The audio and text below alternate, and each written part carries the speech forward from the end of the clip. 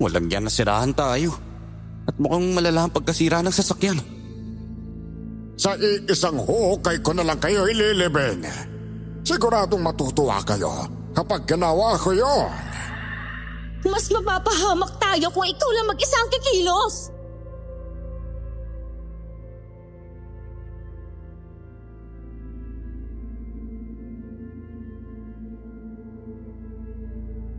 Magandang araw po, Miss Pinky. May nais po sana akong ikuwento sa inyo. Isa po sa naging parte ng pagpapatibay sa relasyon naming mag-asawa. Isang karanasan na mas lalong humubog sa aming samahan. Miss Pinky, masasabi ko po na ang relasyon naming mag-asawa ay hindi perpekto. Minsan, nagkakamali rin kami, pero sa bandang huli, matututo rin kami. Sinusulat ko po ito ngayon upang maibahagi ang aral na naranasan namin. Lalo na sa salitang tiwala. Ako nga po pala si Joseph at ito ang aming kwento. Bago ko simulan ang istorya, huwag kalimutang mag-subscribe bilang suporta sa ating channel. Mahal! Nasaan ka na? Nasa banyo ako, mahal. Naliligo. Patapos ka na ba dyan, ha? Oo, malapit na. Bakit? Bilisan mo, lumabas ka dyan. May sasabihin kasi ako eh. Sige, wait lang ha. Maghihilamos na lang ako ng muka. Ay, nga pala mahal. Bumili na ako ng pang-ulam natin para ngayong gabi, ha? Tamang-tama. Hindi pa ako nakakapagluto eh. Pakiayos na lang dyan sa lamesa yung kakainin natin, mahal. Palabas na rin naman ako. Ay, sige na, ako na bahala dito. Siguro okay na to. Kuha mo na pala ako ng kanin. Wow, may lechong manok. Aba, anong meron, mahala? At may pagganyan ka ngayon? Siguro may ginawa kang kasalanan, ano? Wala. Ito naman kasalanan ang gagawin ko sa'yo, no? Siyempre, ganun ang mga lalaki eh. Pag bigla-biglang nagiging mabait o kumikilos sa gawaing bahay, ibig sabihin may kasalanan siyang ginawa. Ay, wow. Ganun ba ang tingin mo sa akin, mahal, ha? Siyempre hindi. Alam ko namang hindi mo ako lolokohin eh. Dahil mahal na mahal mo ako. Basta umupo ka na muna at akong bahala sa'yo ngayon. Pagsisilbihan kita, ha? Pagsisilbihan mo ako? Kagagaling mo nga lang sa trabaho eh. Baka pagod ka pa. Ayos lang ako, mahal. Ayoko pa. At saka gusto ko rin itong gawin eh. O siya, magtitimpla lang ako ng juice ha. Pagbalik ko may sasabihin ako sa'yo importante. Tungkol saan naman? Sobrang importante ba yan at may paganito ka? Basta. Sigurado ako matutuwa ka kapag nalaman mo yun.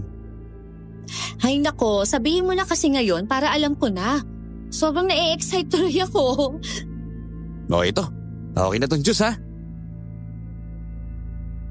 Ay, mahal. Hindi ba matagal na rin tayo dito sa apartment? Oo, mga 3 taon din simula nung kinasal tayo. Pangarap mo magkaroon ng sariling bahay at lupa, di ba? Aba, syempre naman. Sino bang hindi nangangarap ng ganung buhay? At least kapag may sariling bahay na tayo, hindi na tayo mag-iisip kung mapapaalis ba tayo o hindi. Lalo na kapag wala tayong pang-upa. Sabagay, tama ka. Maganda pa rin may sarili kang lupa at bahay para naman pag wala na tayo sa mundo may papamana tayo sa anak natin. Ay, wala pa nga tayong anak. Paano mo may papamana? Hindi naman ako mabuntis. Alam mo namang, di ba, may problema ako sa matres. Ano ka ba, mahal? Huwag ka magkalala. Darating na rin yung panahon na bibigyan rin tayo. Siguro, may perfect timing yung lahat. At naniniwala akong pakikinggan din ng Diyos ang panalangin natin. Ay, sana nga, mahal. Gusto ko maramdaman na isa na rin talaga tayong buong pamilya. Yung walang halong lungkot o pangungulila. Gusto ko maging masaya bilang isang magulang. Huwag ka na malungkot. Alam mo namang pumapangit ka kapag nakasimakot ka eh. Tingnan mo Hoy, hindi ako nalulungkot ha. Sinasabi ko lang yung nararamdaman ko. Pero naniniwala ako na isang araw, magiging buong pamilya rin tayo. Sana lang, huwag ka sumuko na umasang magkakaanak pa tayo. Teka nga lang. Ano ba yung gusto mong sabihin at dito tayo napunta? Kanina ko pa yan gustong malaman eh. Tungkol ba saan? Oy, kumapit kang mabuti mahal ha. Baka kasi mabigla ka kapag sinabi ko eh. Baliw, ano nga? May anak ka na ba sa iba, ha? Hindi yun no. May kabit ka? Ano ka ba? Hindi rin yun. Kasi sabihin mo na, napapaligoy-ligoy ka pa eh. Mahal, na-promote ako sa trabaho ko. Ano? Ulitin mo nga. Na-promote ako. Supervisor na ako. Na-promote ka? Totoo? Wow, mahal! Congratulations! Oo, mahal. At malaki rin na naging komisyon ko nitong nakaraang buwan eh. Kaya malaki na kinita ko. Bakit hindi mo sa akin sinasabi? Di sana, nakapaghanda ako. Ayos lang yun, mahal. Siyempre, gusto kitang i-surprise eh. Di kung sasabihin ko kagad hindi na kita masusurprise. Ikaw naman. Ikaw naman? Congrats, mahal. Sobrang proud ako sa'yo. At hindi lang yun ha. O bakit? Meron pa ba? Balak ko nang maghanap ng bahay at lupa. Kung saan tayo pwede mag-umpisa bilang mag-asawa. Talaga? Seryoso ka, mahal? Oo, seryoso ako dun. At dun tayo bubuo ng masayang pamilya. O no? Payag ka sa plano ko, hindi? Siyempre payag na payag ako. Sobrang saya ko, mahal. Salamat. Salamat talaga sa lahat, mahal. Sobrang mahal kita. At hindi mo ako pinabayaan kahit kailan. Mahal din kita. At kaya ko nga ginagawa ang lahat dahil para sa'yo naman lahat to Ang swerte ko talaga sa'yo. Dahil may asawa akong katulad mo. Sobrang bait na nga. Plus, masipag at mapagmahal pa. Okay na nga lang tayo, mahal. Nga pala, may alam ka na ba kung saan tayo pwedeng makahanap ng bahay at lupa? Sa ngayon, wala pa, mahal kung gusto mo ikaw ang mag-asikaso, gusto mo yan? Pwede naman. Kilala mo yung kaibigan ko, si Mercedes. Oo, kilala ko siya. Nakita ko siya nung nakaraan. Lagi siya nandito, di ba? Oo, si Mercedes. Oh, bakit? Anong meron sa kanya? Ahente siya. Pwede tayong magpatulong sa kanya. Sigurado ako, marami siyang alam na property na pwede nating mabili. Di tamang-tama. Hindi na tayo mahihirapan maghanap ng agent. Kailan mo ba siya kakausapin yan? Siguro bukas, kapag wala na akong ginagawa sa bake shop. Saka baka makadaan din siya kaya kakausapin ko na kaagad. Siya, sige, ikaw ang bahala, mahala. Basta sabihin mo lang ako kapag okay na. At ang mapuntahan na natin yung lupang mapipili ninyo. Oo, mahal. Akong bahala.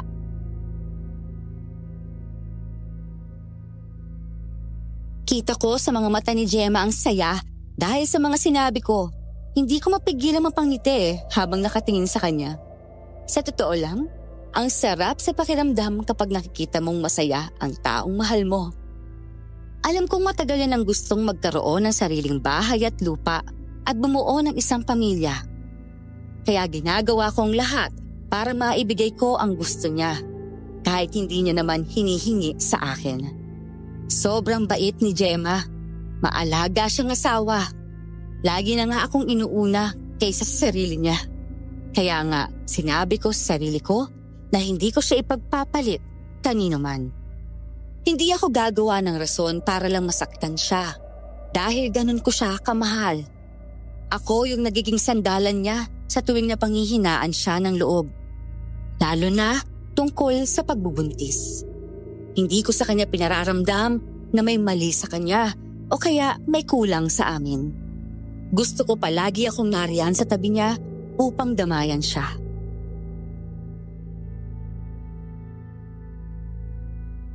Mahal? Bakit? Alam mo ba yung kabatchmate ko? May 2 anak na siya ngayon. Buntis na kasi siya ulit Huh? Talaga? Oo. Buti pa siya, no? Bakit ka naman malungkot yan? Parang malungkot ang boses mo. Ay, ako kaya? Kailan ako mabubuntis? Kailan tayo bibigyan ng anak? Ano ba, mahal? Napag-usapan na natin to, di ba? Maghihintay lang tayo. At darating din yun sa tamang panahon. 3 taon na tayo Pero wala pa rin. Puro lang tayo subok. Sinabi nga ng ubi mo try lang ng try. At dapat lagi kang nagpapatingin. Baka hindi ka nagpupunta sa check-up mo ha. Ang ginagawa naman natin ang lahat pero ganun pa rin. Sa tingin mo ba, umaasa na lang tayo? Mahal naman, may tandaan mo to. Hindi tayo umaasa ha. Kasi sigurado akong darating sa atin yung gusto natin. Hindi ka ba naniniwala sa akin ha? Naniniwala, syempre. Pero natatakot akong baka hindi na mangyari Natatakot ako na baka isang araw magsisi ka na lang dahil asawa mo ko na may diferensya sa matres. Gemma naman ba't ganyan sinasabi mo sa sarili mo? Alam mo, masyado mo nang binababa ang sarili mo dahil lang hindi ka magkaanak? Yun naman ang totoo Darating din yung oras na aayawan mo na rin ako. Baka nga maghanap ka na ng iba Ay nako, payakap nga ako. Joseph, wag, ano ba? Nahihirapan ako huminga. Shh, teka lang dyan. Huwag ka na muna magsalita, okay lang ba? Ipahinga mo muna yung utak mo at ikalma mo yung sarili mo. Bakit mo ba ito ginagawa? Simple lang naman ang sagot dyan. Siyempre dahil asawa mo ako. Alam mo, nandito lang ako lagi para sa'yo ha. Kung hindi tayo magkaanak ngayon, di okay lang yun. Sa ngayon, ikaw muna yung baby ko. Wow! Dapat ba akong kiligin sa sinasabi mo? Mahal naman. Ikaw nga tong nilalambing Che, matulog na nga lang tayo. Puro kakakornihan. Pasimple ka pa dyan. Kinikilig ka din naman Kapag hindi ka pa nanahimik, sa labas ka tutulog. Okay, sige na, ito na po. Hindi na ako magsasalita. Basta, huwag kang ngingiti ha. Namumula yung pisngi mo dyan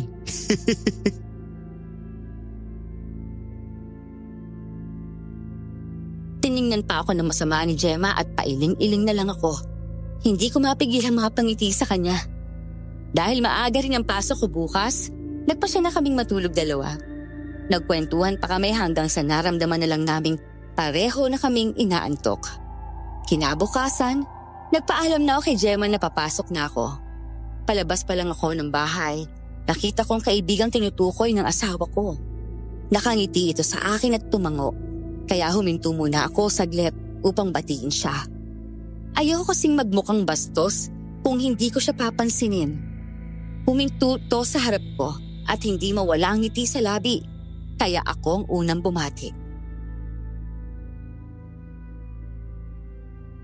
Hi. Ikaw yung kaibigan ng asawa ko, tama? Oo, ako nga. Mercedes nga pala. Ay naku, magandang araw Mercedes ha. Hinahanap mo ba yung asawa ko? Oo sana Kakausapin ko siya Nandyan ba siya sa loob? Ay, nandyan siya. Ay, pumasok ko na lang para makita siya. Malilate na kasi ako sa trabaho kaya aalis na rin ako ha. Ganun ba? Sige, ingat ka sa biyahe Oo, sige. Dumiretso ka na dun. Nandun lang sa sala ng asawa ko, baka naglilinis lang yun. Sige, salamat. Wala yun. Una na ako ha. Ay, teka lang.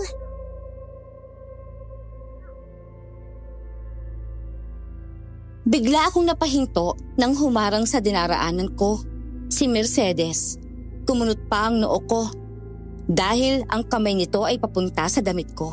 Nakangiti ito sa akin habang may kinuha siyang hibla ng sinulid sa suot kong uniform. Napaatras nga ako ng kaunti dahil sa ginawa niya. Natakot rin ako na baka makita ni Gemma at mag-isip siya na masama tungkol sa amin. At tinanggal ko lang. Pangit kasi na may nakalitaw na sinulid sa damit mo Ay, salamat. Nandito ka na pala, Mercedes! Oy, Gemma!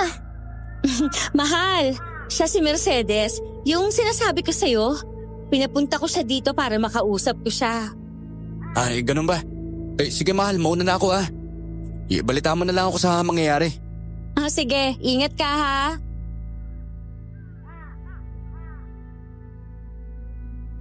Bago ako sumakay sa kotse, muli ako napalingon sa asawa ko at sa kaibigan nito. Parehas silang nakatingin sa akin kaya naiilang akong tumango na lang. Mabilis lang din natapos ang oras at dahil hapon na rin ay muli na akong umuwi sa bahay. Pero pagdating ko doon, nagulat ako sa malakas na tawa ng asawa ko. Pagpasok ko sa loob, naroon ulit si Mercedes at nakikipagkwentuhan sa kanya. Parehas silang napalingon sa akin nang ibaba ko sa lamesa ang gamit ko. Nakangiti akong sinalubong ni Gemma kaya niyakap ko siya at hinalikan sa pisngi. Mabilis naman akong hinatak ng asawa ko papunta kay Mercedes. Naguguluhan ako ng oras na yon pero halatang masayang masaya si Gemma.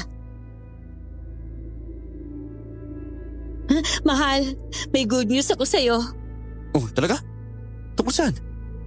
May nahanap na si Mercedes sa property at ipinakita niya sa akin yung mga picture. Maganda at malinis yung bahay. Tapos may mga gamit pa. Libre na raw yun eh. Hindi ba, Mercedes? Tama si Gemma. Mabuti na lang talaga at sumakto yung pagkasabi niya sa akin kagabi. Teka lang. Nandito sa envelope yung picture na pinakita ko kanina kay Gemma. Iyan yung picture. If ever na magustuhan yung mag-asawa, pwede ko kayong dalhin doon para i-tour ko kayo. Sa tingin ko, mahal, mas maganda yan ang kunin natin.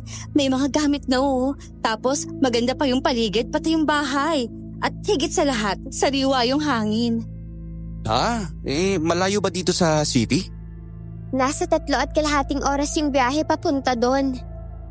Sige, pag-uusapan na muna namin ni Gemma ang inaalok mong property wala ba yung malapit lang dito sa city o kaya sa trabaho ko?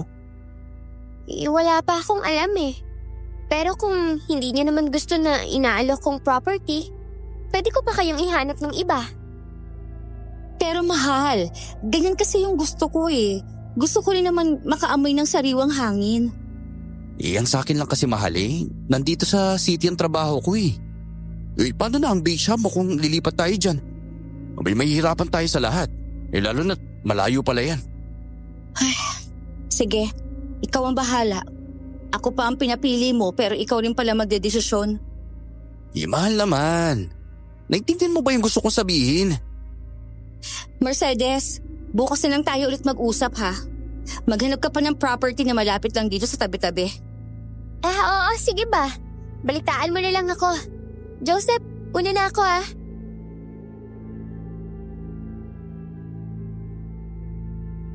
Tanging tangulang ang tinugon ko kay Mercedes na magpaalam ito. Napahilot pa ako sa sentido ko ng padabog na pumasok sa kwarto si Gemma. Ilang oras na rin ang lumipas at hindi pa rin lumalabas si Gemma.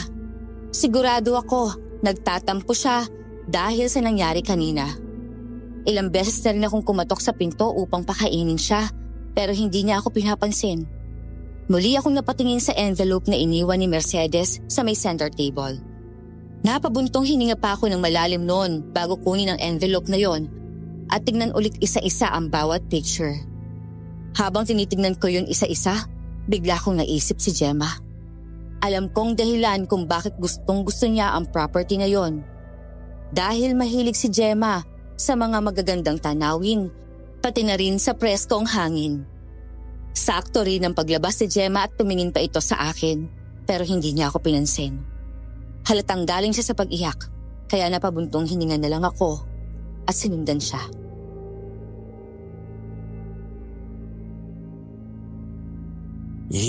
Gusto mo ba talaga dito ha? Bakit mo ba tinatanong? Ayaw mo, di ba? Oo siya, pumapayag na ako. Ano? Sabi ko ayos na. Tingnan na natin yung property. Kung maganda, di kunin natin. Hindi labag sa loob mo? Hindi. Huwag ka na lang magtampo sa akin. Di ba hindi mo gusto yan? Bakit mo pa kailangan pilitin ang sarili mo? Mahal, kung saan ka masaya di doon na lang ako. Alam kong gustong-gusto mong makuha yan Kaya wala akong ipagdadamot sa'yo. Hayaan mo. Sa Sunday wala akong pasok. Pwede nating puntahan yung lugar na sinasabi ng kaibigan mo. Talaga? Wala nang bawian yan ha? Oo na. Hindi ko na babawiin.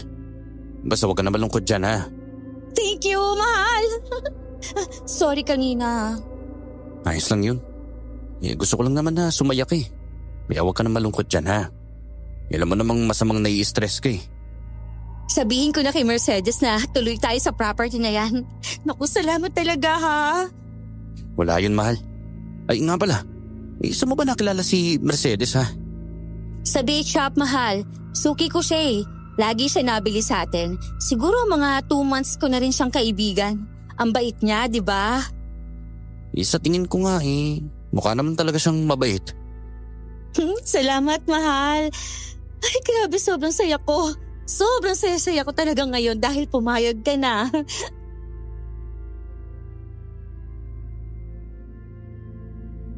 Dumating na nga ang araw ng linggo. Kasama na namin si Mercedes para puntahan ang lugar na tinutukoy niya. Siya ang nagtuturo ng daan na tinatahak namin. Sa buong biyahe namin, puro tawanan nila ni Gemma ang naririnig ko. Halatang sobrang saya ng asawa ko dahil sa pupuntahan namin. Malayo nga sa city ang property na tinutukoy ni Mercedes dahil nagiging liblib na ang lugar na dinaraanan namin. Habang nasa gitna na kami ng biyahe, wala na akong nakikita mga nakatayong bahay sa paligid. Puro matataas na damo at puno lang ang nakikita ko. Hanggang sa biglang humintong sa sakyang pinapaandar ko. Napatingin sa akin sila Gemma. Ilang beses ko pang binuhay ang makina pero hindi na talaga umandar. Kaya bumaba na ako ng sasakyan upang tingnan kung ano ang sira. Pagbukas na pagbukas ko, biglang umusok ang makina.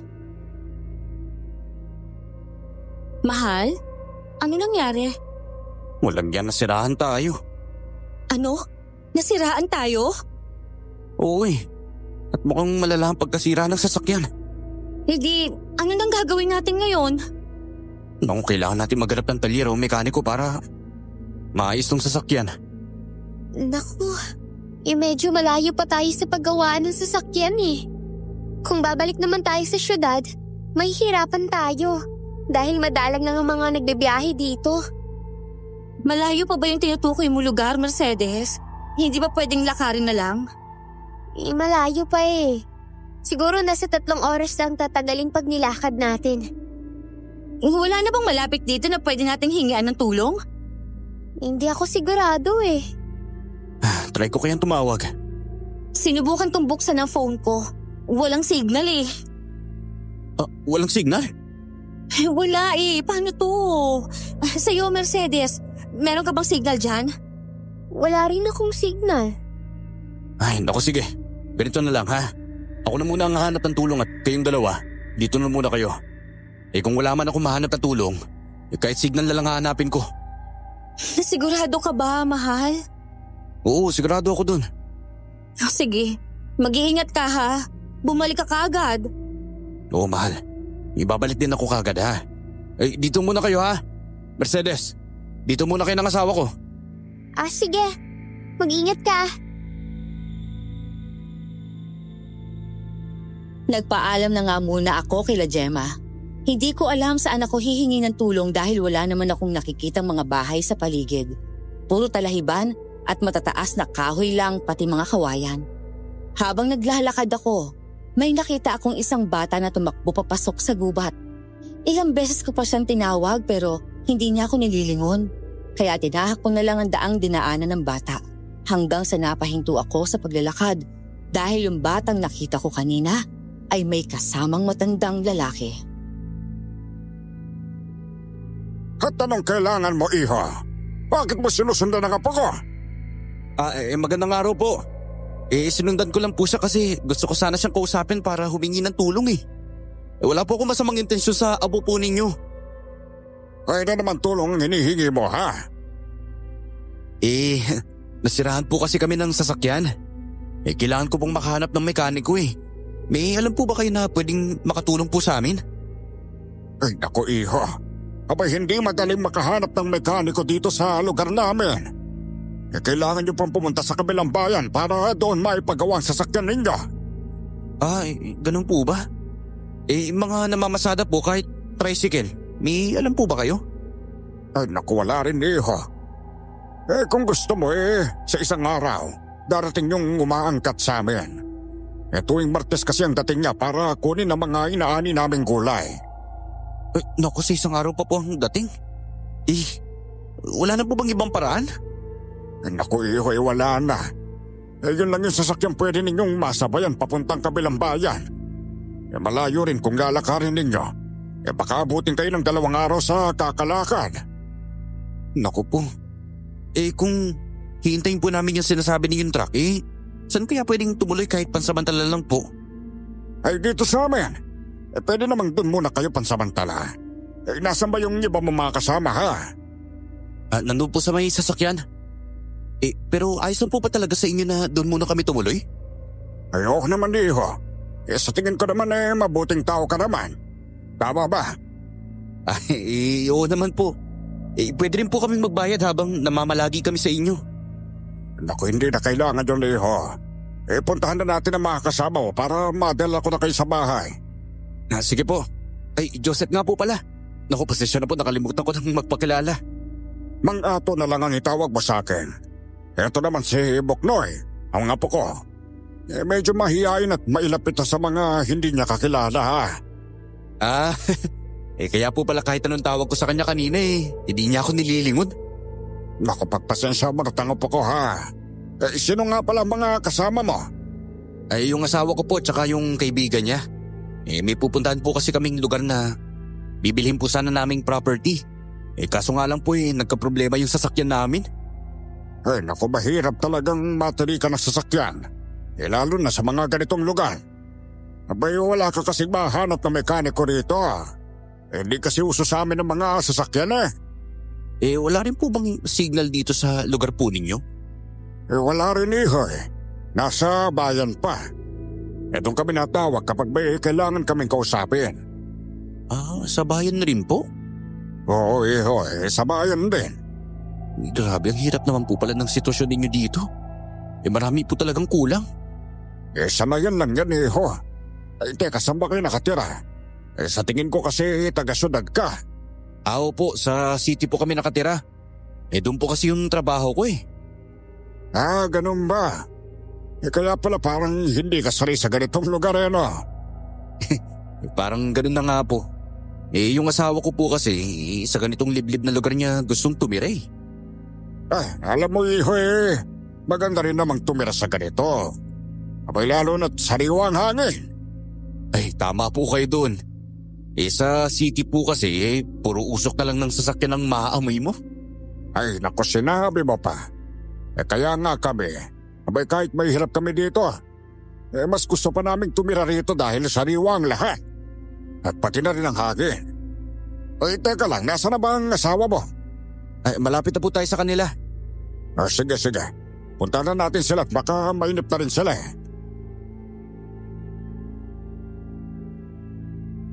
Tinahak na namin ang daan papunta kila Gemma. Habang naglalakad kami ni Mang Ato, panay kami kwentuhan sa ibang bagay. Malayo pa lang kami nakita ko na si Gemma na nakatingin sa amin. Pinakilala ko sa kanila si Mang Ato.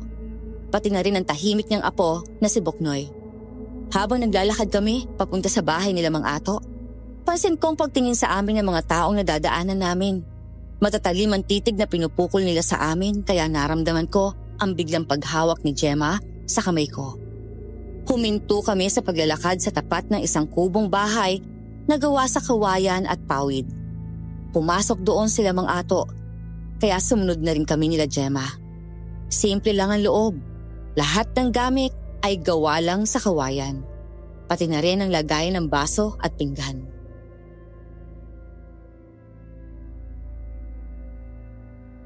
Pagpasensyahan din nyo na itong maliit na bahay namin ha. Medyo maliit at hindi rin ganong kagandahan. Pero sana magustuhan nyo dito kahit ilang araw lang kayo dito. Ayos lang po, Mang Ato. Maganda nga po itong bahay ninyo kahit simple lang Maayos at presko po. Sa city po wala nang ganitong paligid o bahay. Puro na po building doon kaya minsan mainit. Naku, sinabi mo pa iha. Kaya nga mas gusto naming tumira sa ganitong lugar kesa sumiksik pa dun sa syudad. Mawalang galang na po. Itatanong ko lang po. Tuwing Miyerkules lang po ba talaga ang dating ng truck? May trabaho kasi ako bukas Oo sa tuwing ganong araw lang. Gusto ko man kayong tulungan kaso wala rin akong magagawa talaga Pasensya ka na, Mercedes ha. Nadamay ka patuloy sa nangyari. Ay, ano ka ba? Ayos lang no. Ako nga dapat ang humihingi ng sorry sa inyo dapat tiniyak ko sa inyo ang pupuntahan nating lugar. Wala sa atin ang may kasalanan. Talagang nagka-problema lang yung sasakyan ko. Hindi mo ba yun chinek kanina bago tayo umalis, mahal? Siyempre chinek ko naman yun. Hindi ko nga alam kung anong nangyari at bakit nasira yun eh. Tsaka alam mo namang malalayang lugar ang pinupuntahan natin pero ngayon lang talaga ako nasiraan eh. Sa bagay, tama ka. Sa ngayon, dito muna tayo. Saka na lang tayo pumunta sa bayan kapag nandyan na yung truck. Basta huwag ka mag-alala, mahal ha. Susubukan ko din ayusin ang sasakyan bukas. Pahapon na rin kasi. Kaya bukas ko na lang gagawin. Baka maayos ko pa. Sige, mahal. Ikaw ang bahala.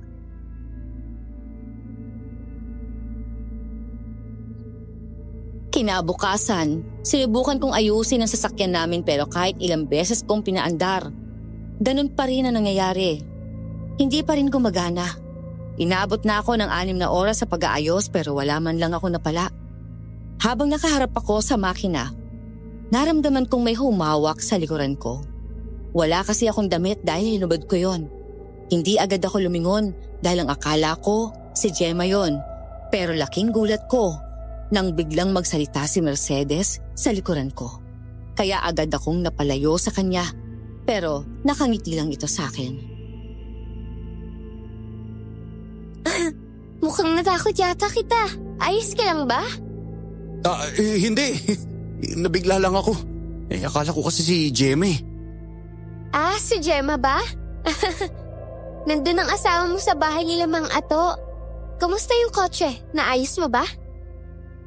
Hindi pa nga eh. Sobrang daming naging sira. Siguro, hintayin na lang talaga natin yung truck. Ganun ba? Sa bagay, kung wala tayong magagawa, di hintayin na lang talaga natin na dumaan yung truck. Oo, yun na nga lang ang pag-asa natin. Ang malas naman kasi. Imbis na nakita niya yung property yun, hindi niya na nakita dahil nagka-aberya. Oo nga eh. Hindi pa naman ako nakapagpaalam sa boss ko. Nga pala, uwi na ako. Sasabay ka na ba? Oo, sige. O tara na. Joseph, teka lang. Bigla akong napatingin kay Mercedes nang tawagin niya ako. Nakangiti ito sa akin at napansin ko sa bibig niya na para bang may ibinubulong ito sa hangin. Biglang sumakit ang ulo ko noon at para akong nakalutang sa ere. Hindi ko makontrol ang takbo ng utak ko habang nakatingin kay Mercedes. Pansin ko ang paglapit nito sa akin at paghawak niya sa dibdib ko. Tiningnan niya pa ako mabuti hanggang sa unti-unti niyang inilalapit ang mukha niya sa mukha ko. Pero bigla akong napabalik sa ulirat dahil sa malakas sa tahol ng aso.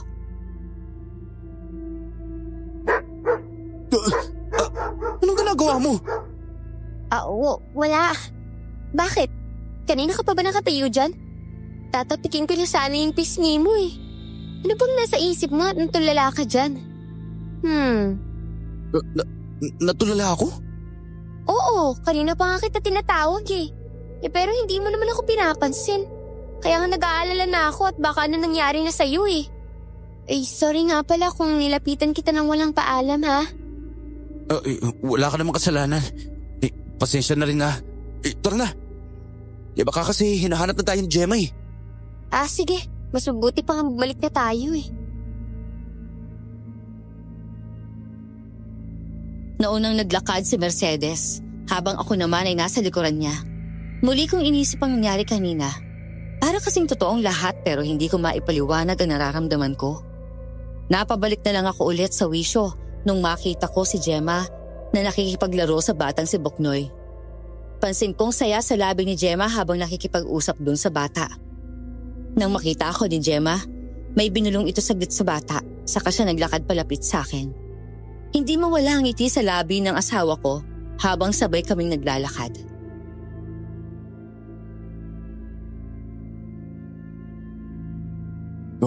Mukhang masaya ka. Naisip ko lang na masaya pala magkaroon ng anak, ano? Sa tingin ko, oo. Pero bakit naman pumasok sa utak mo yan? Si Boknoy kasi, habang naglalaro kami kanina, parang bigla akong naramdaman ng pagiging isang nanay. Yan natuwa nga ako habang tinitingnan kayong dalawa. Buti hindi ka niya iniisnab no? Kasi kahapon, hindi niya ako pinapansin at tinatakbuhan pa ako. Mailap lang siyang bata, pero sa tingin ko mabait siya. Kabisado ko na ang ugali ng mga ibang bata. Kailangan lang silang amuhin. Ay, naku mahal. Sa tingin ko naman naging ganun siya sa'yo dahil magaling ka magpahamon ng bata. Naku, kung ako siguro yun o ibang tao, baka hindi niya pa rin papansinin Subukan mo kasi siyang kausapin. Sigurado akong magiging magkasundo kayo. Hindi ko rin alam mahal baka mamaya kapag lumapit ako sa kanya hindi niya ako pansinin. Wala ka bang tiwala sa sarili mo na mapapaamo mo si Boknoy? Meron naman. Siyempre. Pero baka namimili lang siya ng papansinin o kakausapin. Iyoko naman pilitin ng bata, di ba? Siguro, ganun na nga rin. Alam mo ba, naaawa ako sa kanya Bakit naman?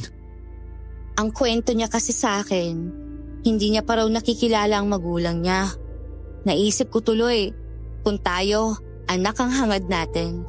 Pero siya, magulang ang gusto niya. Kung pwede nga lang siyang ampunin aampunin ko talaga siya. Ang kaso nga lang… Yung kaso nga lang, kasama niya ang lolo niya, tama? Oo, yun na nga. Mahal, sigurado naman akong hindi siya pinapabayaan ni Mang Ato. Basta huwag ka na mabahala para sa kanya. Dahil nasa mabuting kamay siya ng kanyang lolo. Alam ko naman yun. Pero iba pa rin ang pag-aalaga ng isang magulang. Ikaw talaga? Kahit kailan, napakalambot ng puso mo Ay, kaya sobrang mahal na mahal kita Dahil dyan sa pagiging mabuting tao, lalo na sa mga bata. Hayaan mo, mahal. Kapag nagkaanak tayo, magiging mabuti at mapagmahal akong nanay. Gagawin kong lahat para sa anak natin.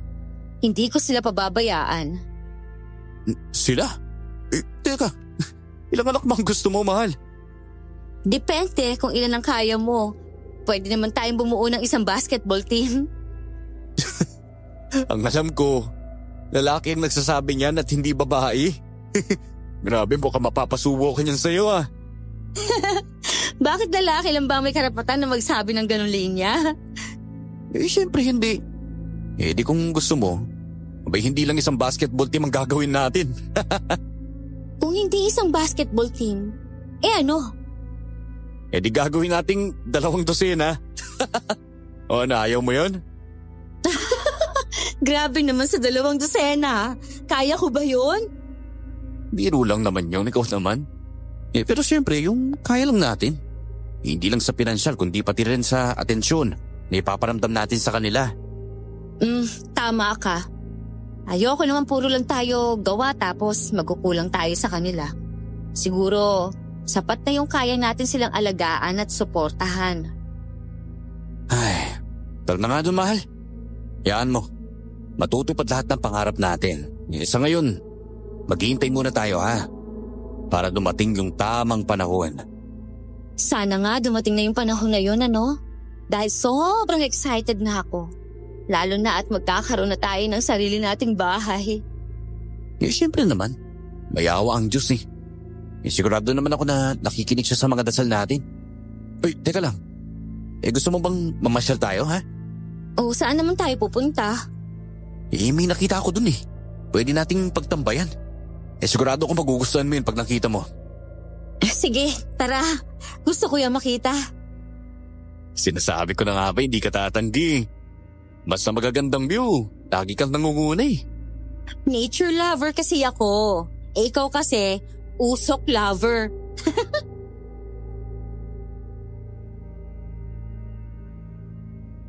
Pinuntahan nga namin ni Gemma ang lugar na tinutukoy ko.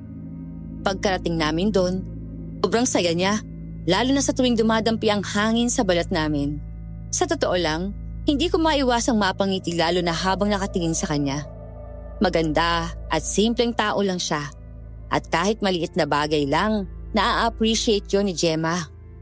Kaya nga kahit lagi niya akong pinagtutulakan sa iba, wala akong ibang sinasabi sa kanya, kundi siya lang ang gusto ko at hindi ko siya ipagpapalit sa kahit na kanino. Habang nanatili kami ni Gemma sa may puno ng mangga, Bigla kong napansin si Mercedes na nakatingin sa amin. Masama itong nakatitig na akala mo'y may nagawa kaming masama. Nawala ang atensyon ko kay Mercedes nung tawagin ako ni Gemma at may itinuro sa akin. Mahal, tignan mo yung ulap. Para siyang hugis baby, oh. Ang galing. Ha? Hindi ka ba nakikinig sa akin? Kanina pa ako nagsasalita dito. Hindi sorry mahal ah.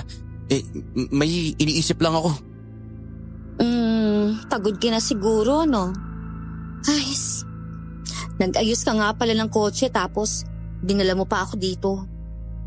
Ayos lang yun. Kanino ko pa naisip na dalhin ka dito eh. Mahal, may tanong sana ako. Tungkol saan naman? Tungkol sa kaibigan mo si Mercedes. Gaano mo ba siya talaga kakilala ha? Siguro may mga bagay pa akong hindi alam sa kanya. Pero lagi siyang napunta sa store para kausapin ako. Galing nga naging kaibigan ko siya dahil sa kakabili niya sa bake shop. Ganun pala? Bakit mo natanong? Wala naman. Siyempre asawa mo ko. At bilang asawa mo, siyempre, gusto ko rin makilala yung mga taong nasa paligid mo, no? Sa tingin ko naman, magkakasundo kayo. Mabait yun si Mercedes. Sana nga habang buhay na kami maging magkaibigan Uy, bakit mo naman nasabi yan? Siyempre, hindi ba? Hindi naman lahat ng pagkakaibigan tumatagal. Minsan nga palandalian lang rin. Kaya sa tuwing iniisip ko na baka isang araw, hindi na kami mag-usap, parang ang lungkot nun. Sa bagay, tama ka mahal. Ikaw pa naman yung taong binavalue yung lahat. Siguro naman, nararamdaman din ni Mercedes kung gaano ka kabukal sa pagiging magkaibigan nyo. Sana nga mahal. Ay, tara na nga sa bahay nila Mang Ato. Hindi ka pa kumakain tapos dinala mo ko dito. Sige, bukas pa naman pwede tayong pumunta ulit dito. Muli na nga kaming bumalik ni Gemma sa bahay ni Mang Ato. Naabutan pa naming nasa labas si Mercedes at nakangiti ito sa amin. Lumapit si Mercedes kay Gemma. Pagkatapos may sinabi ito na hindi ko narinig. Pagkatapos nun, nagpaalam si Gemma kasama si Mercedes. Hindi ko alam pero sa tuwing dumada akong paningin ko kay Mercedes, parang may kakaiba na hindi ko maintindihan. Sa tuwing lumalapit ito sa akin, parang gusto kong lumayo sa kanya at hindi dumikit. Habang tumatagal din ang pakikisama namin sa kanya, nakakaramdam na rin ako ng pagkailang, lalo na sa tuwing tititigan ako nito. Sumapit na ang gabi at si Gemma, pati na rin si Mercedes, ang nag-asikaso ng kakainin namin. Habang kami ni Mang Ato ay nagkukwentuhan lang tungkol sa mga alaga niyang hayop. Niyaya rin ako uminom ni Mang Ato ng lambanog. Sa totoo lang, hindi naman talaga ako nainom, pero ayoko ring tumanggi dahil nakakahiya sa kanya. Habang tumatagal ang inuman namin, ay mas lalong sumasakit ang ulo ko hanggang sa hindi ko namalayan, nawalan na pala ako ng malay.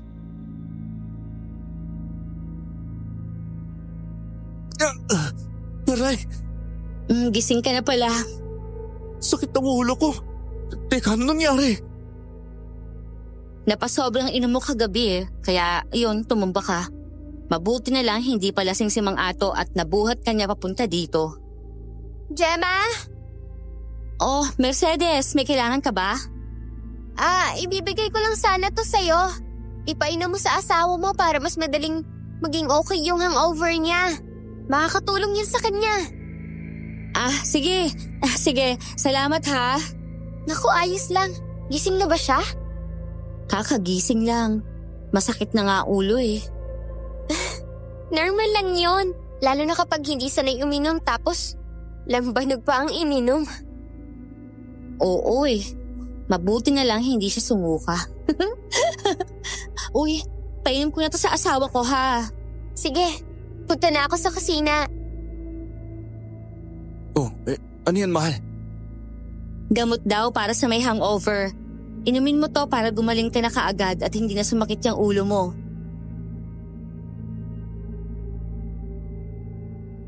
Inabot sa akin ni Gemma ang gamot na ibinigay ni Mercedes. Agad ko nga ininom yon dahil nakatingin sa akin si Mercedes. Sobrang pait at sakit nun sa lalamunan. Tiniis ko na lang dahil baka mapagalitan ako ni Gemma. Kalahating minuto nga ang lumipas at hindi ko na naramdaman ang sakit ng ulo ko. Parang hindi ako galing sa inom kagabi. Naging masigla rin ang katawan ko at sa tingin ko, effective ang ipinainom sa akin ni Gemma. Muli ngang nakipaglaro si Gemma kay Buknoy. Habang tinitignan ko sila, biglang napadako na naman ang mga mata ko kay Mercedes. Nakangiti ito sa akin habang naglalakad siya palapit. Hindi ko na rin namalaya nang umingiti na rin ako sa kanya. Para bang may kusang kumukontrol sa utak ko. Hindi ko alam kung anong nangyayari sa akin, pero sa tuwing kay Mercedes na ako napapatingin o nakukuha niya ang atensyon ko, para talagang lagi niya akong nakokontrol na hindi ko maintindihan. Dahil sa nangyaring yon, pinilit kong umiwas kay Mercedes at kahit si Gemma ay nagtataka na rin sa kilos ko. Hanggang sa naghating gabi na parang may naririnig akong bulong sa tenga ko. Kusang gumalaw ang katawan ko palabas ng bahay ni Mang Ato. At sa hindi kalayuan, nakita ko ulit si Mercedes na nakatayo sa gitna na para bang hinihintay ako. Mabuti naman at dumating ka na.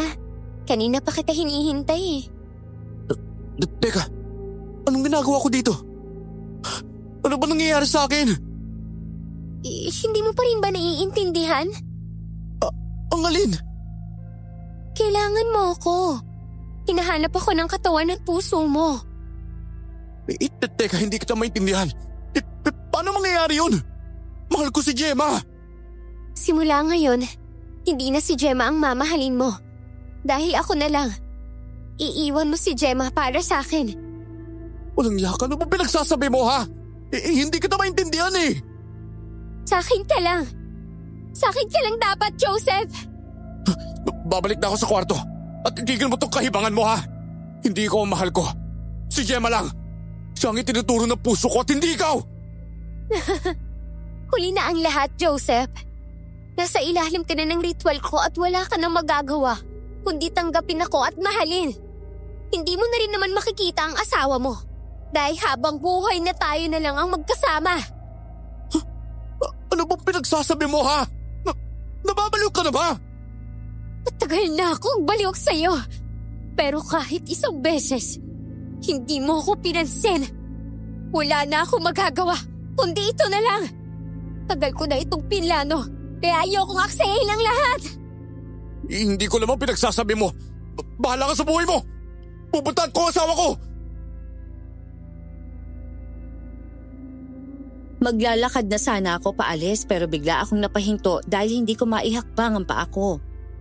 Pinilit ko maglakad papalayo pero ramdam na ramdam kong pagkontrol nito. Dahan-dahan ding naglakad si Mercedes palapit sa akin at pumunta siya sa harapan ko. Nilapat niyang daliri sa labi ko at kahit gusto ko siyang itulak, hindi ko magawa. Hanggang sa unti-unting itong inilapit ang labi sa akin. Kahit gusto ko siyang itulak sa ginagawa niya, parang kusang bumibigay ang katawan ko at utak ko. Hindi ko alam kung anong tumatakbo sa akin, pero iisa na lang ang gusto ko. At yon ay si Mercedes.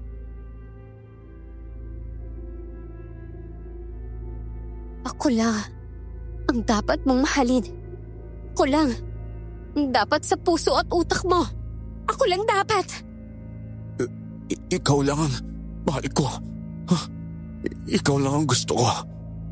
At wala nang iba pa. Ulitin mo ulit ang sinabi mo.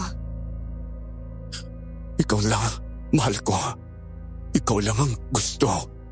At wala nang iba. Mercedes. Ulitin mo nga ulit. Gusto ko marinig ulit. Ikaw lang ang mahal ko. Mercedes. Hindi kita ipagpapalit kahit kanino. Sobrang mahal kita. Joseph? Oh, nandiyan ka na pala, Gemma. Narinig mo ba ang lahat? Anong ginawa mo sa asawa ko? Asawa mo? Hindi mo na siya asawa ngayon. Dahil ako na ang mahal niya. Hindi na ikaw. Hindi yan totoo!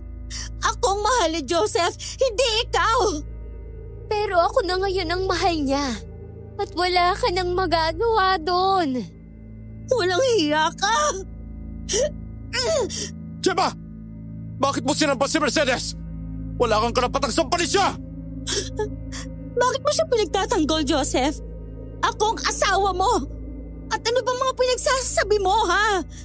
Wala kang karapatang sampalin siya kasi mahal ko siya. Kapag nakita ko pang lumapat ang kamay mo sa kanya, magpasensyahan na lang tayo at baka masaktan din kita! Joseph, ano ba nangyayari sa'yo? Ako ang asawa mo. Bakit ka ba nagkakaganyan? Hindi na kita mahal. Si Mercedes na ang mahal ko. Hindi yan totoo. Ako ang mahal mo. Ako ang dinala mo sa altar.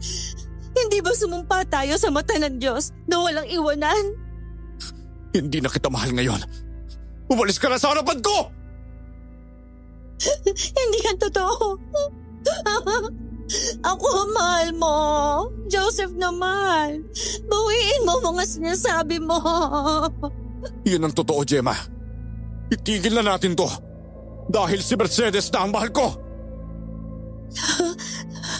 Si Mercedes ang mahal mo? Paano nangyari yun? Ha? Joseph? Kung nagbibiro ka, please lang, tama na. Hindi na ako natutuwa. Seryoso ako, Gemma. At hindi ako nagbibiro dito. Eh bakit ba kasi ayaw mong tanggapin ang sinasabi ni Joseph? Ako na ang mahal niya at hindi ikaw. Manahimik ka! Hindi ikaw ang kausap ko! Ang kapal din ng mukha mo, no? Pinagkatiwalaan kita, Mercedes. Pero ano itong ginawa mo? At ikaw naman, Joseph, ano bang pinagsasabi mo, ha? Mahal ko siya! Mahal mo? Eh, paano ako?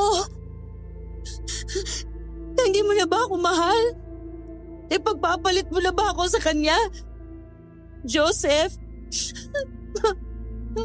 sabihin mo lang na mahal mo ko. Kakalimutan ko lahat ng ito. Pasensya na, Gemma. Si Mercedes na talaga ang mahal ko. Handa mo ba akong ipagpalit para sa kanya? Handa mo ba akong iwan? Oo. Ano? Wow, grabe. Mamili ka sa aming dalawa. Ako ba o si Mercedes? Si Mercedes. Siya ang mahal ko. Kung gano'n, sige. Magsama kayong dalawa. At tandaan mo to. Hindi mo na ako makikita ulit. Lumingki sa braso ko si Mercedes, habang si Gemma naman ay naglalakad papalayo sa amin. Nakaramdam ako ng paninikip ng dibdib habang nakatingin sa likuran ni Gemma.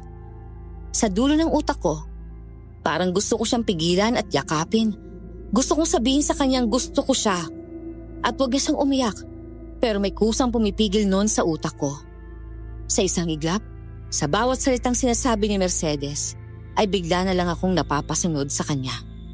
Para bang siya na ang may hawak sa buong pagkatao ko, na kaya niyang kontrolin. Sumapit na nga ang umaga, pero hindi ko pa rin nakikitang bumabalik si Gemma. Lagi ring nasa tabi ko si Mercedes at hindi niya ako pinakakawalan. Napansin ko rin ang madalas na pagtingin sa akin ni Buknoy. Sa maghapong lumipas, mas lalo akong hindi mapakali dahil hindi ko pa nakikitang bumabalik si Gemma. Nagulat pa ako nang bigla akong hinila ni Buknoy papunta sa bakuran at lumingon pa siya sa kaliwat kanan bago magsalita.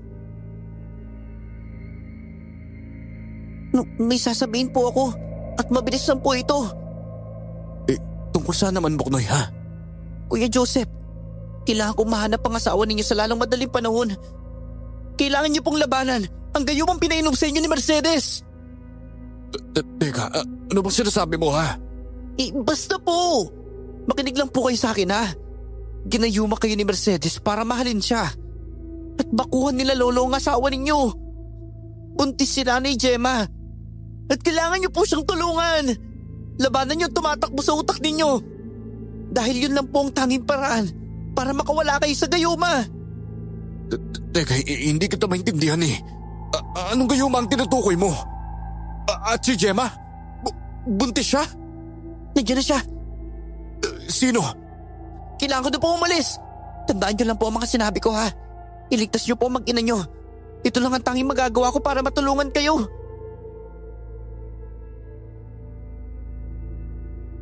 Naguguluhan ako sa mga sinasabi ni Buknoy. Pagkatapos niyang sabihin yun, agad na siyang umalis. Sakto rin ang pagdating ni Mercedes at nakangiti ito sa akin. Bigla tuloy akong napaisip kung totoo bang mga sinabi ni Buknoy. Hindi na rin mawala lalo sa utak ko si Gemma. Gusto ko siyang hanapin pero hindi ko alam kung paano ako aalis dahil lagi nasa tabi ko si Mercedes.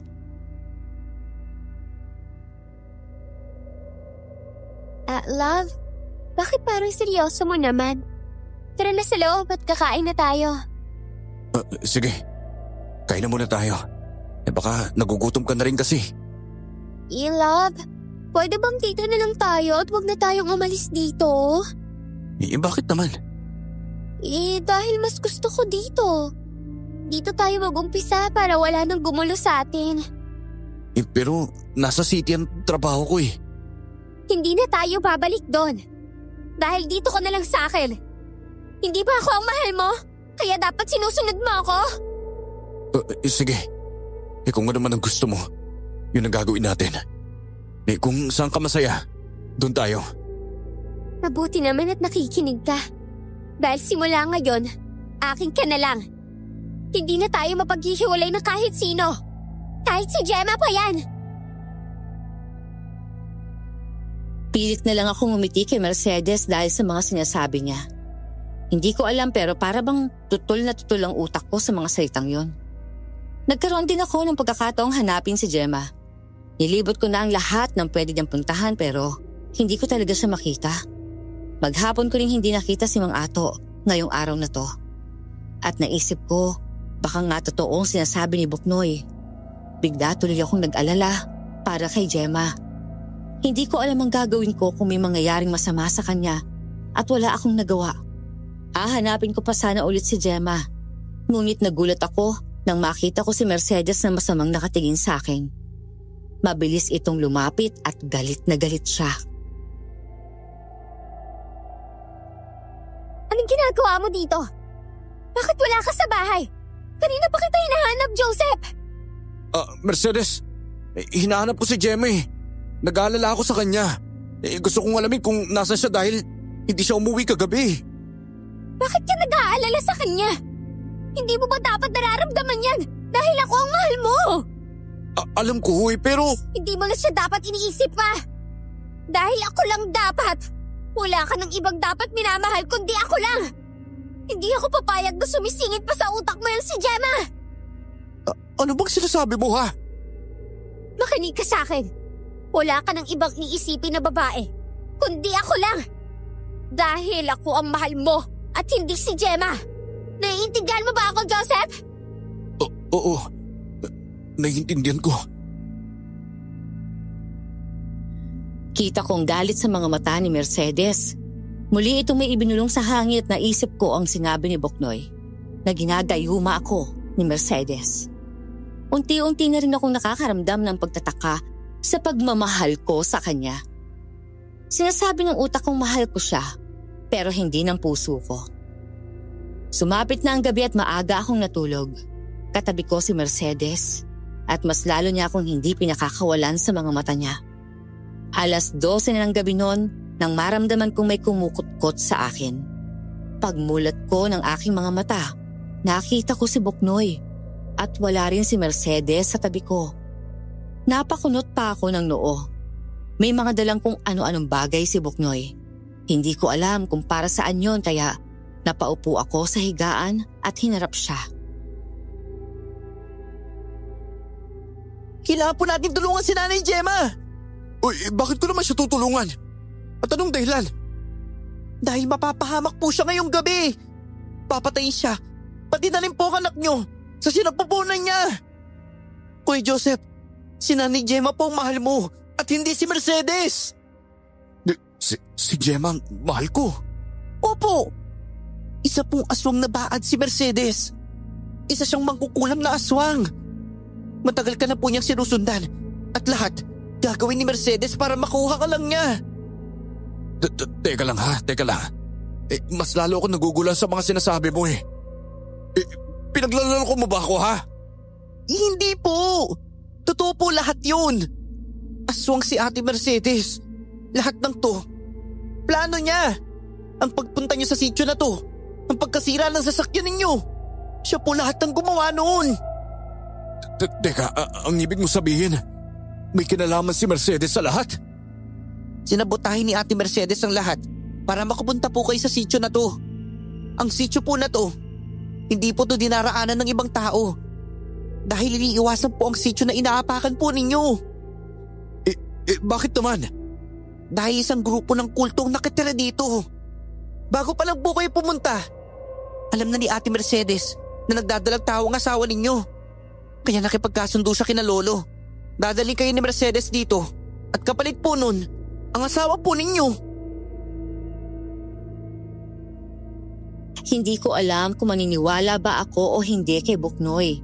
Pero kusang gumalaw ang paa at katawan ko para hanapin si Mercedes sa buong bahay. Ngunit hindi ko siya natagpuan doon. Nasa likuran ko lang si Buknoy at tinitingnan niya lang ako. Huminga ito ng malalim at lumapit sa akin. Hinawakan ang kamay ko. Hindi ko po alam kung paano kayo balik sa dati. Pero sundin niyo lang po yung papayo ko. Kontrolin po ninyo ang tumatakbo sa utak po ninyo. Yung puso niyo po ang sundin ninyo. Dahil yun ang hindi kayang pasukin ng mga nanggagayuma. Teka, nasa si Mercedes? At bakit wala siya rito? Kasama niya si Lolo. At ngayong gabi, papatay nila si Nanay Gemma. Kaya Kuya Joseph, kayo na lang po pag-asa ng asawa po ninyo. Huwag niyo po siyang bibiguin ha. Tulungan niyo po siya. Pero, bakit mo nga ba ito ginagawa ha? Bakit mo ba kami tinutulungan ha? Dahil naging mabuting tao po sa akin ng asawa po ninyo. Sa ilang minuto ko lang siya nakilala. Parang bigla ako nagkaroon ng sariling nanay eh. Ayoko po siyang mapahamak. Dahil naging importante po siya sa akin.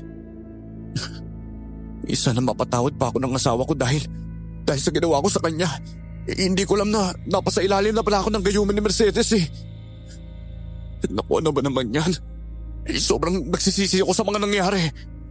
Mabait pong tao ang asawa po ninyo. Sigurado kong mapapatawad niya po kayo. Isa ngayon po, ang kailangan ni Nanay Gemma, ang tulong po ninyo. Sige, isamahan mo ako ha. At iligtas natin si Gemma. Teka, bago po tayo umalis, may bibigay po ako sa inyo. Kailangan po ninyo yun eh, para mailigtas si Nanay Gemma. Tutulungan ko po kayong itakas siya. Ano naman ang ibibigay mo? Mga bagay po na magagamit ninyo kay Nanay Gemma para protektahan ang sarili ninyo. Dahil doon, may ibinigay sa akin si Buknoy. Panlaban daw yon sa aswang, buntot pagi, asin, bawang at pati na rin isang shotgun at mga bala. Tiningnan ko si Buknoy at tinanguan niya lang ako. Sinundan ko siya papunta sa lugar na sinasabi niya. Malayo na yun sa bahay nila hanggang sa nakita ko si Mercedes at si Mang Ato na nag-uusap. Agad kaming nagtago ni Buknoy at pinakinggan kong mga pinag-uusapan nila. Kurado akong unti-unti nang lalamunin si Joseph ng paggagayuma ko sa kanya. Wala nang magagawa ang kahit sino. Dahil sa akin na si Joseph. Ay. Gagawin mo talaga ang lahat para makuha lang siya, no? Ano bang plano mo, ha? Papatay na ba natin si Gemma? Oo. Para hindi na siya mamestes sa amin. Matagal ko na siyang gustong patayin. Pero nagtitimpi lang ako eh. At ngayon, wala na siyang magagawa. Sa akin na ang asawa niya. Kung walang iya kayo, sisiguraduhin kong hindi niyo magagawa ang balak niyo sa asawa ko. Kuya Joseph, doon po tayo. Doon din nila si Nanay Gemma eh. Kailangan po natin bilisan para makuha siya. At hindi nila tayo mapansin. Sige, dali mo ako sa kanya. Dahan-dahan kaming naglakad ni Buknoy papunta kay Gemma. Nakatali si Gemma sa isang upuan at duguan ang mukha niya. Para talaga siyang pinahirapan sa naging sitwasyon niya. Tinapik kong pisngi ni Gemma at pagmulat niya ng mga mata, ramdam kong lungkot nito. Agad kong kinalas ang pagkatali sa kanya. Nagkamali ako sa kanya at hindi ko alam paano ko siya haharapin. Pagkaalis ko ng tali kay Gemma ay nagulat ako nang bigla niya akong yakapin. Dahil doon, para ako nakaramdam ng pangungulila sa kanya. Mabilis kaming naglakad nila Gemma kasama si Buknoy upang tumakas. Pero palabas pa lang sana kami nang biglang dumating si Mercedes kasama si Mang Ato. Dahil doon, agad kong tinutok sa kanila ang baril. Habang si Gemma nakahawak sa damit ko at hawak na rin si Buknoy. Napaatras kami habang palapit sa amin si Mercedes. Mas lalong hinigpitan kong paghawak sa kamay ni Gemma. Ayokong mawala pa siya sa tabi ko. Dahil baka nga gawin nila Mercedes ang binabalak nila. Anong ginagawa mo dito? Dapat nasa bahay ka lang, di ba?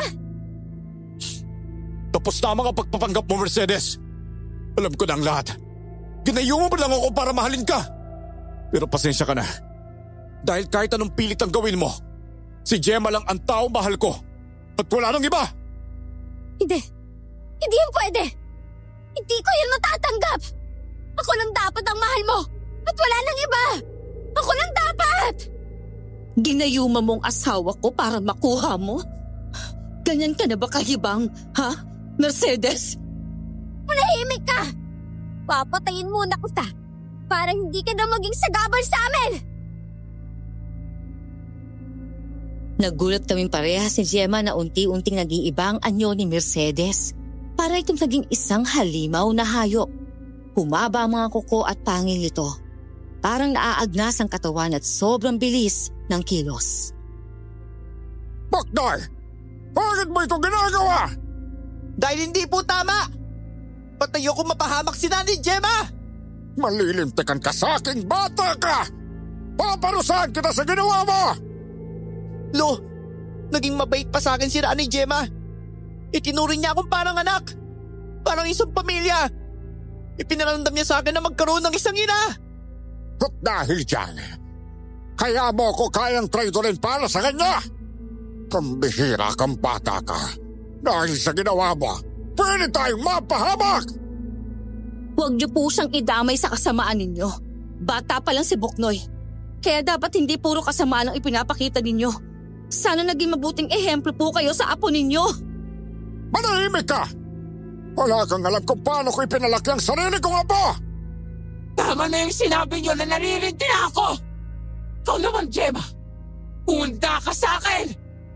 Wala akong kasalanan sa'yo! Meron! Ginulo mo ang lahat! Hindi ako papayag na masira mo ang pinaghirapan ko, Gemma! Papatayin kita! Nanay Gemma! Gamitin niyo po ang bawang para hindi kayo malapitan ng aswang! Nasaan ang bawang? Nasa akin! Huwag kang mag-alala, Gemma. Puprotektahan kita. Hindi ako papayag na may mangyari sa'yo masama. Pagtapos nito, ayusin natin ang lahat. Oo, pangako ko yun sa'yo. Kuya Joseph! Gamitin niyo po ang buntot pagig! Sige! Agad kong kinuha ang buntot pagi. Si Gemma naman ang may hawak ng baril. Pinakiramdaman kong bawat galaw ni Mercedes. Mabilis itong kumilos at nagpaikot-ikot sa amin. Kaya nang mahagip ng mga mata ko na palapit siya kay Gemma, agad ko siyang hinataw ng buntot pagi at napaangil siya sa ginawa ko. Kita ko ang galit sa mga pulang mata ni Mercedes.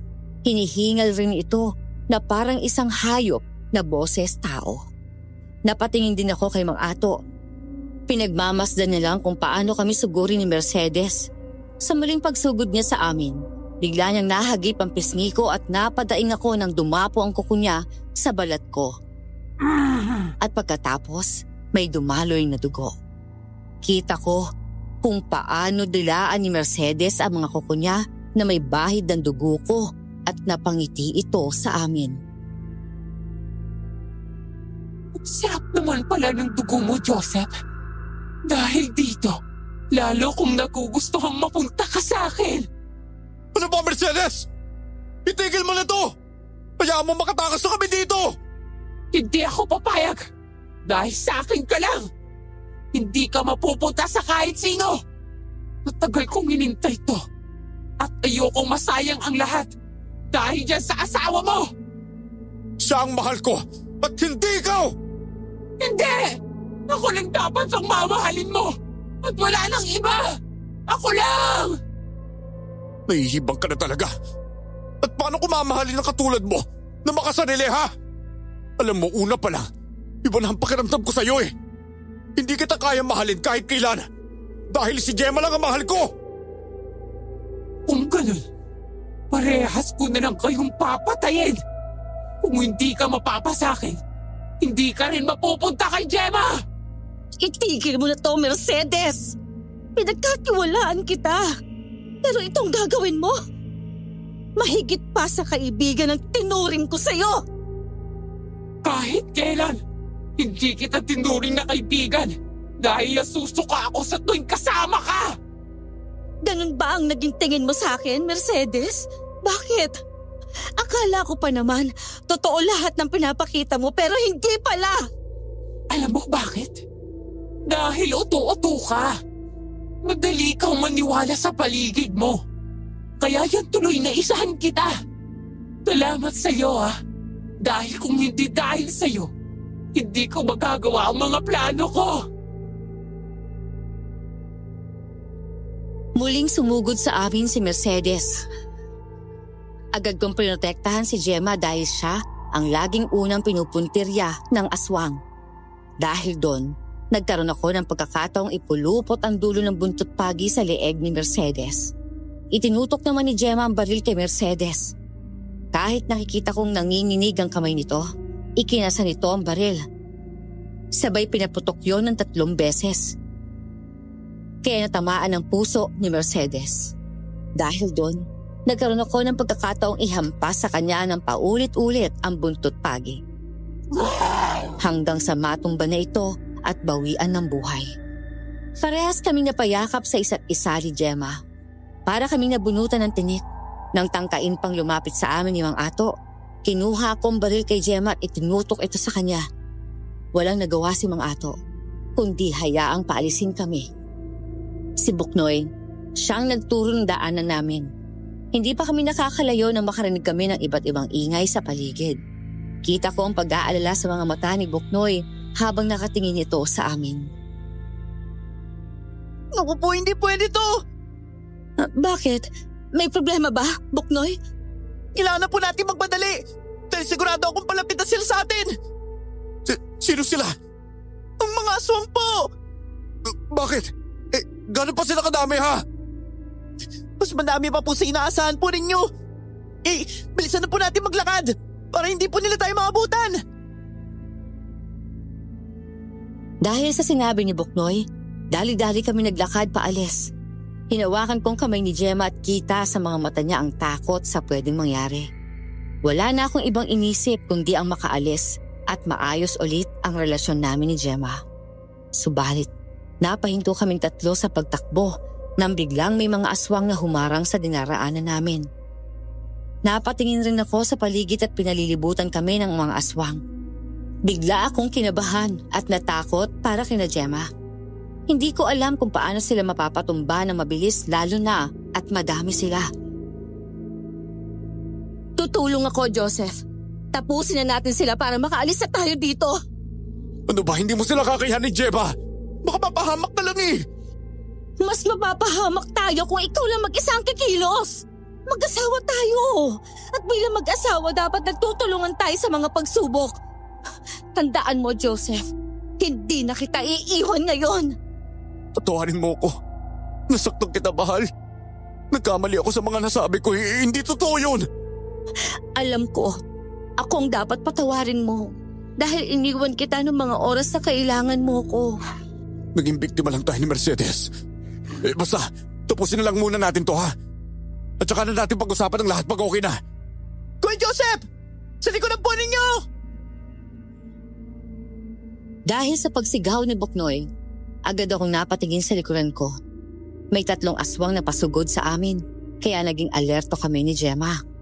Hinanda niya ang baril na hawak niya at ako naman ang buntot pagi. Tinulungan kami ni Boknoy makipaglaban sa mga aswang at sa bawat aswang na lumalapit sa amin ay agad naming napapatumba. Naging mabilis din ang kilos ko. Agad kong pinupulupot ang buntot pagi.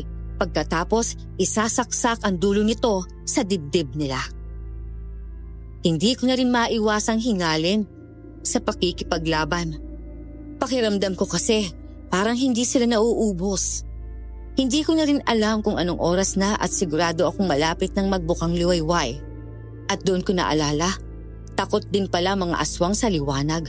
Kaya sigurado akong marami ang aatras kapag sumilip na ang bukang liwayway. Mukhang hindi sila nauubos. Anong gagawin natin? Magpatuloy pa sa pakikipaglaban sa kanila. Sigurado ako, iba sa kanila nga atras na rin dahil malapit na sumikat ang araw. Tama si Boknoy, mahal. Takot ang mga aswang sa araw. Kapag dalagpasan natin to, sigurado ako makakatakas na tayo dito. Paano kung may mangyari sa ating masama? Hindi ko hayaang mangyari yun. Isa ngayon, kailangan muna natin silang harapin para matapos na to. At huwag kang mag-alala, makakaligtas tayo dito. Pangako ko yun sa'yo. Napahinto kami sa pakikipaglaban nang biglang umatras ang mga aswang. Napatingin ako sa langit at malapit nang lumitaw ang bukang liwayway. Nabunutan kami ng tinik dahil doon. Napayakap pa sa akin ang asawa kong umiiyak na. Hindi ko maiwasang matuwa dahil sa wakas, ligtas na kami. Pero nagkamali ako. Bigla akong napasigaw nang maramdaman kong may balang dumaplis sa binti ko. Napatingin ako sa likuran ko at doon nakita ko si Mang Ato na may dalang baril at nakatutok sa amin. Mahal! Ayos ka lang! Mahal! Ayos lang ako. Binti ko lang naman yung nataplisan eh. Lolo! Itigil niyo na po ito! Hayaan niyo na po makatakas sila! Tumigil ka, Boknoy! Ako ang dapat mong kinakampihan at hindi sila! Lumapit ka sa akin. Kung ayaw mong pati ikaw, ay masaktan ko na! Ganyan ka ba kasama? Pati ako sasaktan mo! Napakawalang kwenta mong lolo! Manahimik ka! Dahil sa'yo, nagkandaletse-letse ang plano namin! Akala niyo ba, hahayaan ko lang kayo makatakas? Ha? Hindi! Kung hindi nagawa ni Mercedes na mapatay kayo, pues, ako mismo ang papatay sa inyo! Hindi ako papayag sa gusto mo! Hindi mo kami mapapatay! Masyado kang matapang. Hindi mo naman kami kaya! Hayaan mo! Kapag napatay ko kayong mag-asawa, sa iisang hukay ko na lang kayo ililibing. Siguradong matutuwa kayo kapag ginawa ko yon. Nababalo ka na talaga! Pinilit kong tumayo kahit sobrang sakit ng isang paa ko. Ayoko mapahamak si Gemma, pati na rin ang magiging anak namin. Kinuha kong baril at tinutok rin yon kay Mang Ato. Napangisi sa akin si Mang Ato dahil sa ginawa ko. Tumawa pa ito ng malakas na para bang nababaliw na. Napatingin pa ako kay Boknoy na malungkot na nakatingin sa lolo niya. Bigla akong naawa sa bata dahil sigurado akong nasasaktan siya sa nakikita niya. Hindi ka ba naawa sa apo mo, ha? Ginagawa niya to para hindi mo ituloy ang kasamaan mo. Nilalayo ka niya sa mga maling gawain. At ano ba ang alam ng batang yan? Wala! Simula pa noon, pero wish na sa akin. Hanggang ngayon pa naman, ay ganoon pa rin siya. Siguro nga'y dapat siya ang inuna ko ngayon para wala nang mangangambara sa mga plano ko. Handa mong patayin ang apo mo? Hindi ako papayag.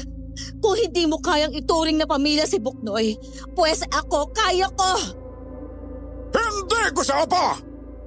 Sumangsawa na nga akong alagaan yan. Pero wala akong magawa. dahil kailangan ko siya. Kaya po pala, ganun nagturing niyo sa akin.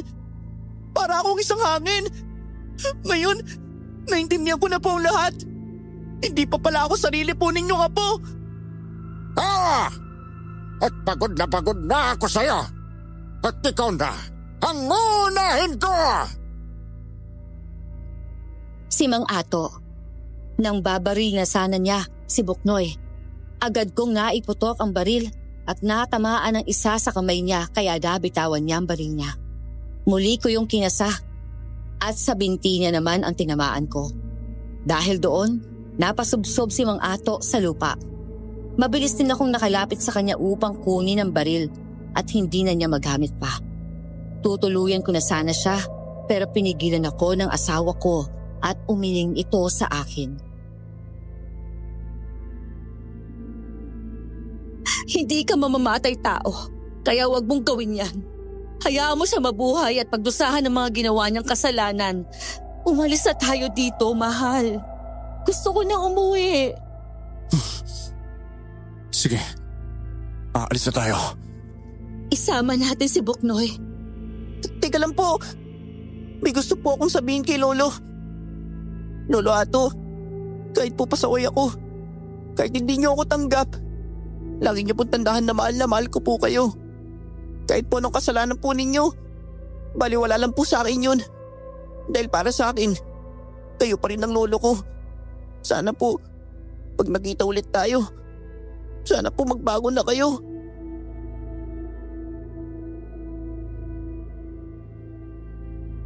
Isinama nga namin ni Gemma si Buknoy. Hindi na namin alam kung anong nangyari kay Mang Ato. Pero bago namin siya iwan, puro pagsigaw niya lang ang narinig namin. Pagdating namin sa kalsada, bigla kaming nakarinig ng makina ng truck.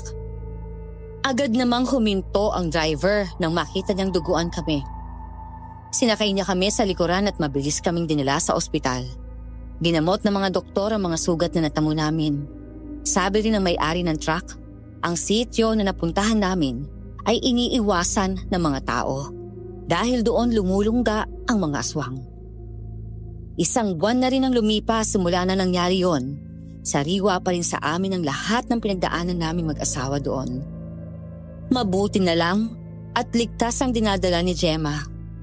Sobrang saya namin dahil sa wakas, magkakaroon na rin kami ng anak. Si Buknoy naman, inampun na namin siya dahil yun din ang gusto ni Gemma.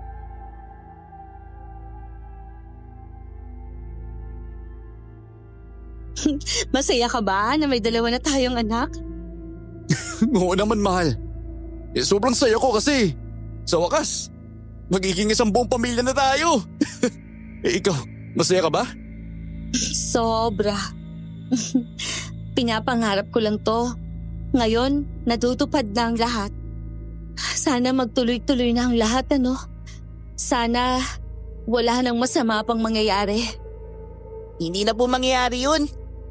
Hanggang nandito po kami ni Papa Joseph, hindi po kami papayag na may mangyari sa inyo ni Baby Angel. Di po ba, Papa? Oo naman. Igagawin po namin ng lahat para maging ligtas ka lagi. At hindi po namin kayo pababayaan. Siyempre, poprotektahan po namin kayo. Kaya masaya ako dahil kayo ang pamilya ko eh. Salamat sa inyo, ha? Dahil sa inyo, hindi ko na nararamdaman yung nangyari sa atin nung nakaraan. Kalimutan mo na yun, mahal. Hindi na mauulit yun. Madami akong natutunan dahil doon. Lalo na sa pagsasama natin. Mas dodoble pa ang tiwala ako sa'yo. Uunahin kong pakinggan ang side mo bago kita talikuran. Ganun na rin ako. Simula ngayon, wala nang taong maninira sa relasyon natin, ha? Dahil parehas sa atin po protektahan ang pamilya natin. Palagi akong nasa tabi mo at kapag napapagod ka na, nandito ako para damayan ka.